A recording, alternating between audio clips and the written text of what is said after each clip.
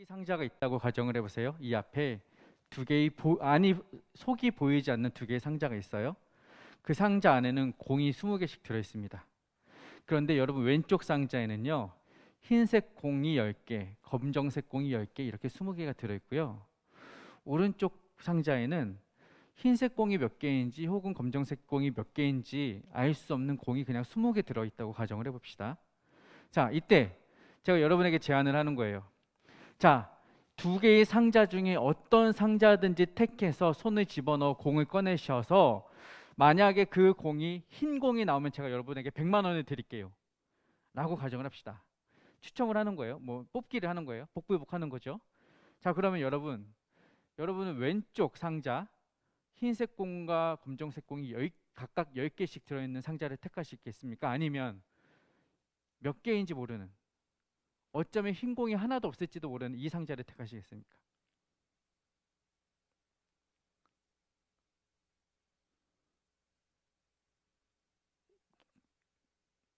답을 못 하시겠지만 일반적인 그러니까 연구를 했겠죠. 연구를 해 보았더니 일반적인 사람들은요, 왼쪽에 있는 상자를 택했답니다. 왜냐 하고 봤더니 그건 그래요. 이 상자는 흰 공을 뽑을 확률이 몇 퍼센트예요? 50%죠. 반반이에요. 어찌됐든 내가 뽑아서 당첨이 될 확률은 그래도 절반은 반땡을 하겠다라는 거예요. 그런데 말씀드렸다시피 반대편 상자는 흰 공이 20개가 들어있을 수도 있지만 100%가 될 수 있을지도 모르지만 반대로는 흰 공이 아예 없어서 당첨이 되지 않을 수도 있다는 거죠. 불확실하다는 거예요. 이 확률이 몇 퍼센트인지 불확실하기 때문에 사람들은 차라리 안정적인 왼쪽 상자를 선택해서 공을 뽑는다고 해요. 이게 바로 엘스버그 패러독스라는 사회학적 이론이라고 해요. 무슨 말이냐? 사람들은 불확실한 걸 싫어한다는 거예요. 불확실한 걸 싫어해요. 그러니까 반반이라도 확실한 거를 선택한다는 것이죠. 가령 여러분 모 자동차 회사에서 결함이 발견되어서 이 자동차에 화재가 났다라는 뉴스 기사가 나오면 그 자동차의 판매량은 뚝 떨어진다는 것이죠. 설령 그 자동차 판매된 판매 10,000대 중에 한 대가 그렇게 됐을지라도 혹시나 내가 선택한 그 차가 10,000대 중에 한 대가 되면 어떡하지라는 그런 불확실성 때문에 이 자동차를 선택하지 않는 것이죠. 어떤 과자에서 과다 함유된 대장균이 발견이 되었다 이러면은 그 과자의 매출액은 뚝 떨어지는 것이잖아요. 이런 것이죠. 그게 내가 아닐지도 모르지만 어쩌면 내가 될지도 모른다는 불확실성 때문에 아예 그것을 선택하지 않는다라는 거예요. 그러니까 사람들은 미래에 있어서 불확실한 선택을 꺼려한다. 반대로 뒤집어 말하면 사람들은 무언가 확실한 것을 얻고 싶어하고 알고 싶어하고 가고 싶어한다는 것이죠. 그런데 여러분 우리가 미래를 갈 때 한 걸음 한 걸음 앞을 걸어갈 때 확실한 것을 장담하고 선택할 수가 있어요, 없어요? 없잖아요. 그것은 너무나도 당연한 것이잖아요. 누구라도 다 확실한 것을 선택하고 싶지만 확실한 것을 선택할 수 없는 것이 당연하다는 것을 저와 여러분은 누구나 다 알고 있어요. 인생의 삶의 선택과 결정의 순간이 찾아와요. 무엇이 더 옳은 선택인지 알 수 없기 때문에 우리가 고민을 하는 거잖아요. 우리가 옳다고 생각하고 바르다고 생각하고 좋다고 생각을 하고 가지만 결국 그 과정의 끝에서 우리가 예상하고 예견한 결과만 나타나는 것이 아니기 때문에 우리는 또 힘겨워하고 어려워하고 그 다음 선택에서 또 고민하는 거잖아요. 그러한 과거의 실패와 실수가 학습되었기 때문에. 여러분, 우리 신앙도 마찬가지죠. 우리가 말씀대로 살아야 한다라는 것은 우리가 어려서부터 잘 들어서 알고 있어요. 그러나 우리가 신앙생활을 하다 보면 얼마나 많은 순간 영적인 것과 세상적인 것의 선택의 기로에 서게 되는지 모릅니다. 그런데 우리는 그래요. 뭐가 하나님이 원하시는 것인지를 분명히 알기가 어렵다는 것이죠. 설령 어떤 순간에는 이것이 정말 하나님이 원하시는 것이야 라고 생각하기도 하지만 막상 그 결과를 알면서도 그 선택지와 답을 알면서도 그 결과가 두려워서 그것을 취했을 때의 나에게 다가올 수 있는 손해와 불편이 어려워서 그 선택을 취하기 어려운 경우도 우리에겐 생겨요. 그러니까 인생은 결국 확률이고 공법기와 같은 수싸움이라 할지라도 실제 우리가 인생을 살아가다 보면 그보다 더 많은 어려운 순간들이 찾아오고 그보다 더 복잡한 경우의 수들, 선택의 순간들이 찾아온다는 거예요. 그래서 우리는 고민하죠. 어떻게 하면 바른 선택을 할 수 있을까? 어떻게 하면 하나님이 기뻐하시는 선택을 할 수 있을까? 어떻게 하면 이 바른 선택 앞에서 내가 고민하지 않고 믿음으로 결정할 수 있을까? 오늘 이 선택에 대한 문제들을 나오미와 룻의 이야기를 통해서 살펴보고자 합니다. 저와 여러분은 5월 한 달 동안 룻에 대한 이야기를 살펴볼 것이고요. 룻은 총 4장으로 이루어져 있어요. 그런데 제가 여러분과 함께 5월에 나눌 수 있는 주간이 3주간이어서 3장 한 장은 제가 그저께 금요 예배 시간에 이미 나눴어요. 그래서 3장 룻기 3장은 금요 예배 시간에 나눈 설교를 참고하시고 저와 여러분은 오늘 1장, 다다음 주 2장 그리고 4장을 함께 3부 예배 시간에 나누게 될 것입니다. 그럼 나오미의 이야기, 나오미와 룻의 이야기 1장에서는 어떤 이야기들이 펼쳐지냐면 나오미와 엘리멜렉이라는 이 두 부부가 있었는데 이스라엘 땅에 흉년이 찾아와요. 먹을 것이 없어지는 거예요. 그때 이들이 어떻게 하냐면 먹을 것을 찾아서 모압이라는 이방 땅으로 옮겨갑니다. 그런데 문제는 뭐냐? 여기서 이방 땅에서 두 아들이 다 죽어요. 결혼을 했는데 다 죽어버려요. 그 남편도 죽어버려요. 아니 뭐 이 10년 동안에 벌어지는 일들인데 이 룻기서의 저자는 아주 간략하게 기록을 합니다.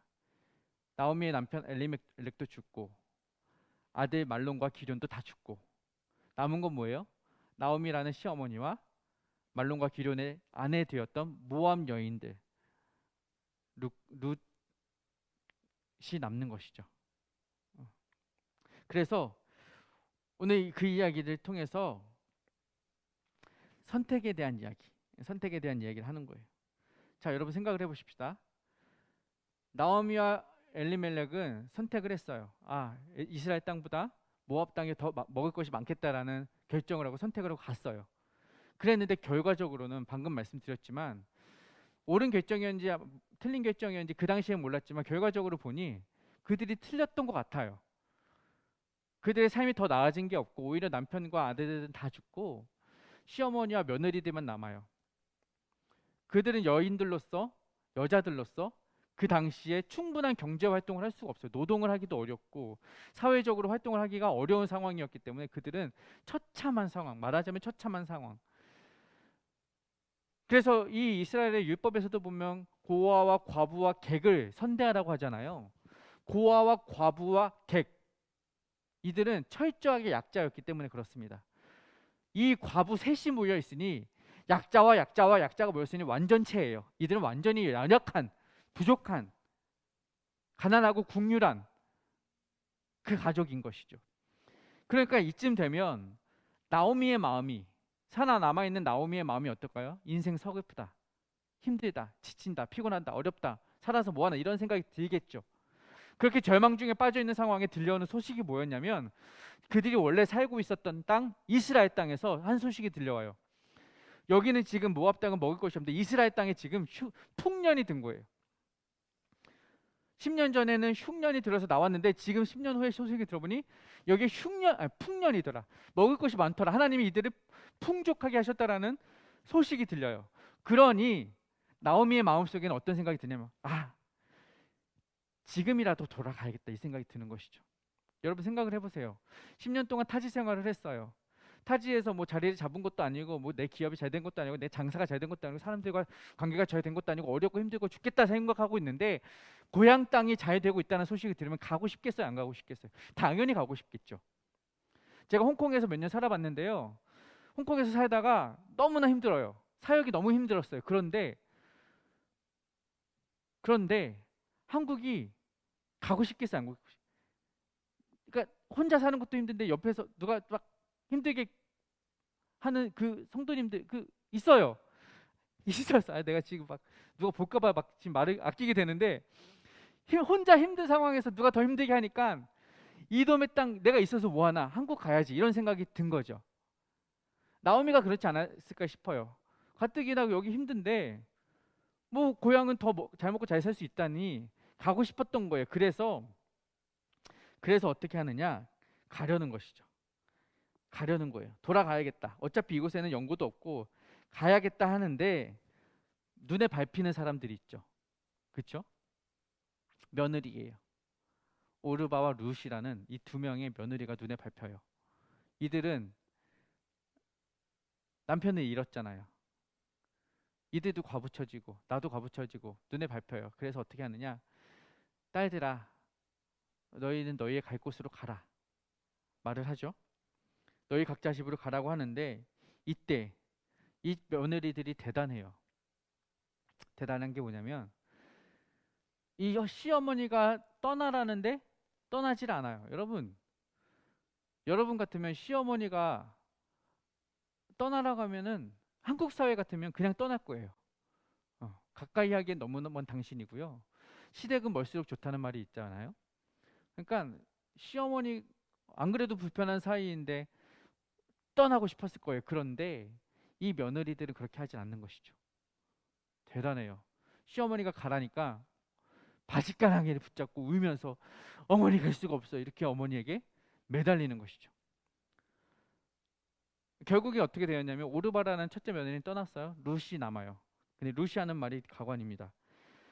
룻이 14절 그들이 소리를 높여 다시 울더니 오르바는 그의 시어머니에게 입맞추고 떠났다는 거예요. 그런데 룻은 그를 붙쫓았더라.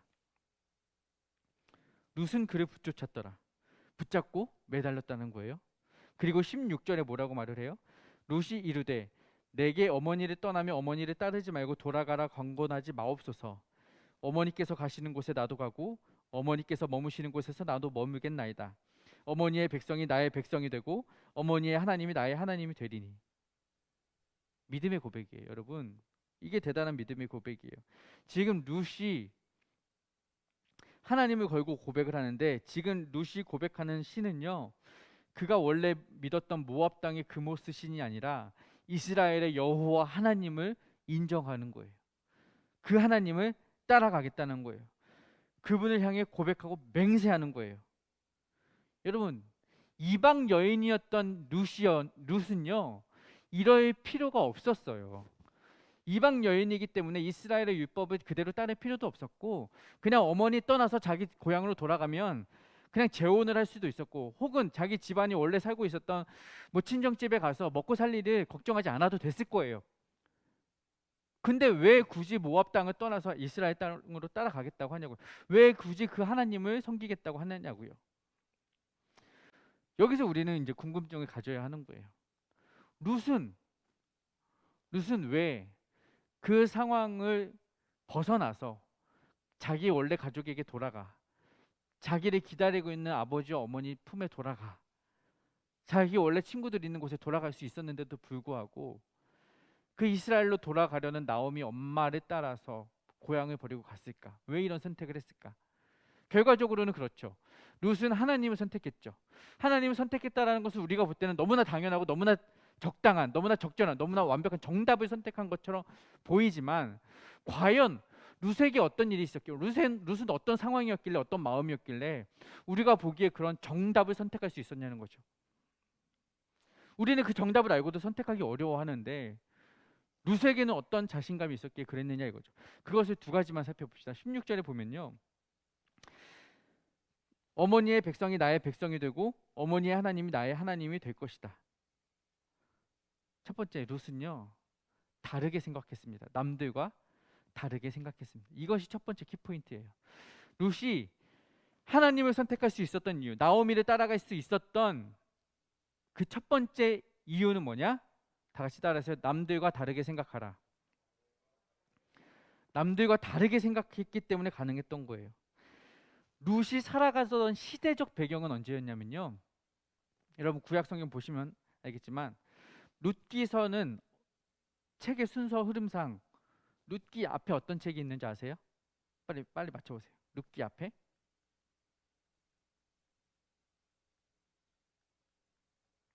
사사기예요. 여러분 사사기의 사사시대가 어떤 시대인지 아세요? 사사기의 시대적 상황을 보여주는 아주 특별한 문구가 있어요. 그때에 이스라엘에 왕이 없었으므로 각기 자기 소견에 옳은 대로 행하였더라. 이것이 사사시대예요. 이스라엘의 왕이 없으므로 각기 자기 소견에 옳은 대로 자기 마음대로 자기 생각대로 자기 뜻대로 자기 편한 대로 자기 의대로 자기 즐거움만 따라 살았던 시대가 사사시대예요. 그 사사시대에 룻이 살았던 거예요. 룻이 살았던 시대는 사사시대예요. 그러니까 사람들은요 다 무엇 따라 살아요? 자기 생각대로 살고 자기 좋은 대로 살아요. 만약에 룻이 그 사람들과 똑같이 생각했다면 어머니를 따라갈 필요가 없었을 거예요. 자기 편한 대로 살 거였으면 그 자기 고향에 머물러서 자기 친정집에 돌아갔을 거예요. 그런데 룻은 다르게 생각하는 거죠. 사람들이 자기 생각대로 살지만 나는 내 생각대로 내 인간적인 생각대로 살지 않겠다라는 것이죠. 무엇이 옳은지 무엇이 바른지를 고민했던 거예요. 그 시대 어느 누구도 하나님을 선택하지 않았지만 룻은 그들과 달랐어요. 나는 하나님을 선택하겠다. 그들과 다르게 보고 다르게 생각하고 다르게 판단하는 것입니다. 여러분 그 시대에 신을 바꾼다라는 것은요 자신의 정체성을 바꾸는 거예요. 그 시대 신을 바꾼다라는 것은 모든 생활 습관을 바꾼다는 것이고 기존에 자신이 지내던 삶의 바운더리에서 배척당할 것을 감수하는 거예요. 그러나 그는 그 그모스 신이 아니라 여호와 하나님 이스라엘의 하나님을 따르는 것이야말로 그에게 참 복된 길이라는 것을 알았어요. 그래서 남들이 하던 대로 따라가지 않고 하나님을 따라가는 것입니다. 여기서 우리가 우리 자신과 룻의 선택을 비교할 필요가 있어요. 룻은 그 시대적 흐름을 따라가지 않았다고 했어요. 우리가 지금 살아가고 있는 이 시대를 어떻게 바라보고 어떻게 따라가고 있는가? 많은 이들이 이 세상의 흐름에 편승해서 따라가죠. 성공주의 따라가요. 성공해야 잘 될 것 같고, 물질주의 따라가요. 물질이 있어야 잘 살 것 같고, 물량주의 따라가요. 뭐든 많이 있으면 좋을 것 같고, 권위주의 따라가죠. 인정해요. 부정할 수가 없죠. 세상은 말을 합니다. 너가 신이 되어라. 너가 신이 되어라. 너를 위해 살아라. 그런데 하나님은 뭐라고 말씀하셨어요? 너를 위해 사는 것이 아니라 하나님의 나라와 하나님의 영광을 위해 살아라라고 말하는 거죠. 이 두 가지 명제 속에서 우리는 그 괴리 속에서 갈등하는 거죠. 많은 사람들은 세상을 따라가요. 세상주의 따라가요. 권위주의 따라가요. 물질주의 따라가요. 그러면 우리가 바라보아야 될 것은 뭐냐? 다르게 보기. 남들과 다르게 생각하기라는 거죠. 우리도 여기를 따라가야 될 것이냐? 아니면 하나님이 말씀하신 하나님이 세워주신 기준과 가치와 판단에 따라가야 될 것이냐? 이 고민을 하는 것이죠. 많은 사람들은 그렇게 살지 못해요. 그저 세상 사람들 하는 것과 비슷하게 가죠. 다르게 산다고 하지만 결국은 비슷하더라고요. 하나님을 포장해서 믿음을 포장해서 신앙을 포장해서 결국은 포장된 물질주의를 따라가고 포장된 성공주의를 따라가요. 사사시대와 뭐가 다릅니까? 각기 자기 소견에 옳은 대로 살아가는 사사시대의 사람들과 별반 다를 것이 없다라는 것입니다. 여러분, 우리의 정체성을 바꾸십시오. 여러분의 정체성을 바꾸십시다. 남들 사는 것과 똑같이 살지 마세요. 다르게 보기에, 낯설게 보기에. 요즘 MZ 세대들에게 요구되는 인재상이에요. 남들 하던 대로 그저 위에서 가르쳐준 대로 하지 말고 다르게 보고 낯설게 보고 거꾸로 보고 뒤져보라는 것이 요즘 젊은 세대들에게 요구하는 기업의 혹은 세상의 요구예요. 그대로 따라가지 말라는 것이죠. 실제로 요즘 세대들은 그렇잖아요. 그대로 하지 않잖아요. 뭔가 다르게 보고 뭔가 뒤집어 보고 왜 그럴까 고민하잖아요. 그런데 신앙의 문제에 있어서는 왜 그렇게 다르게 보질 않는지, 이것이 우리가 가져야 될 첫 번째 자세라는 것입니다. 다르게 보십시오. 저 여러분 성도예요. 성도. 거룩한 사람들입니다. 거룩하다는 것은 무슨 뜻이라고요? 구별됐다라는 뜻이잖아요. 우리는 구별된 사람들이에요. 남들과 똑같이 가는 것이 아니라 그들과 다르게 살아야 돼요. 달라도 뭐가 달라야죠. 똑같이 살면서 다르다고 입으로만 외치면 그것은 성도가 될 수가 없고 구별된 사람이 될 수가 없다라는 말입니다. 여러분은 나를 위해 사는 사람이 아니라 하나님을 위해 사는 사람들입니다. 세상에 속한 사람들이 아니에요. 우리의 소속은 하늘나라이고 여러분의 신분은 하나님의 자녀입니다. 소속과 신분 다 다릅니다. 그렇다면 그 다른 것에 맞춰 다른 삶을 살아가셔야 된다는 거예요. 그러므로 지금까지 걸어오셨던 여러분의 삶의 궤도를 수정하십시오. 똑같이 따라가지 마시고 그 궤도에서 남들 쳇바퀴 돌아가던 그 쳇바퀴에서 벗어나서 여러분의 정체성에 맞는 하나님이 기뻐하시는 삶을 살아가시기를 바랍니다. 첫 번째 룻은 다르게 보았다라는 거예요. 두 번째 룻은요, 하나님의 약속을 믿었습니다. 따라합시다. 하나님의 약속을 믿으라. 룻은요, 하나님의 약속을 믿었어요. 앞서 말씀드렸어요. 나오미는 흉년이 들었을 때 10년 전에 이스라엘 땅을 떠나 모압으로 갔어요. 그런데 여러분, 이스라엘 백성이, 하나님이 선택하신 하나님의 선민들이 하나님이 허락하신 그 땅을 떠나도 돼요, 안 돼요? 안 되는 것이죠. 그것은 율법에서 정하고 있어요. 그것은 불가능한 일이에요. 민수기 36장에서 하나님께서 주신 기업은 반드시 지키라고 했어요. 그 기업은 뭐예요? 땅이에요. 하나님이 주신 그 기업과 땅은 이스라엘 백성들이 반드시 지켜야 하는데 나오미와 엘리멜렉은 그 땅을 버리고 떠났죠. 사실 그 당시 그들은 미안하지만 믿음이 없는 모습이었던 거예요. 흉년이 된다고 해서 떠나는 것은 그런데 지금 룻의 모습을 봅시다. 룻은요, 떠났던 땅에서 이스라엘로 들어가려는 모습을 보이잖아요. 뭐예요? 이 땅이, 그 이스라엘 땅이, 하나님이 주신 땅이, 그 가나안 땅이 젖과 꿀이 흐르는 그 땅임을 믿는 것이죠. 하나님의 약속을 믿는 거예요. 그 땅에 대한 확신이 있는 것이죠. 이 땅은요, 이스라엘 백성에게 주신 하나님의 커다란 약속이에요. 이미 그들의 조상 아브라함 때부터 그 땅을 주겠다는 약속을 하셨잖아요. 아브라함이 이동한 이유는 뭐예요? 하나님이 약속하셨기 때문에요. 내가 지시할 그 땅. 그러므로 그 땅은 약속의 땅이에요. 우리가 약속의 땅이라고 부르잖아요. 룻은 이방 여인이었음에도 불구하고 그 땅이 약속의 땅이라는 것을 믿었던 것이죠. 그것이야말로 복의 땅이라는 것을 믿었던 것입니다. 그것은 말 그대로 하나님에 대한 믿음이에요. 하나님이 그 땅을 허락하셨다라는 것. 그래서 그 땅에 대한 약속을 믿고 선포했던 사람이 우리가 잘 아는 갈렙이잖아요. 갈렙은요, 자신의 나이가 85세가 되었을 때에도 이 산지를 내게 주소서 외치면서 그 땅을 정복하겠다고 전투하였던 사람이에요. 그의 나이가 그렇게 연로하였어도, 그의 육체가 쇠잔해졌어도 그가 그 땅을 차지하겠다고 뛰어들 수 있었던 이유는 그 땅이 하나님의 약속의 땅이라는 것을, 하나님의 약속을 신뢰했기 때문입니다. 룻에게도 그런 비슷한 마음이 있었던 것 같아요. 그리고 지금 저와 여러분에게도 요구되는 그 마음입니다. 하나님의 약속을 붙잡고 신뢰하는 것. 여러분에게 하나님의 약속과 계획이 있음을 믿으시기를 바랍니다.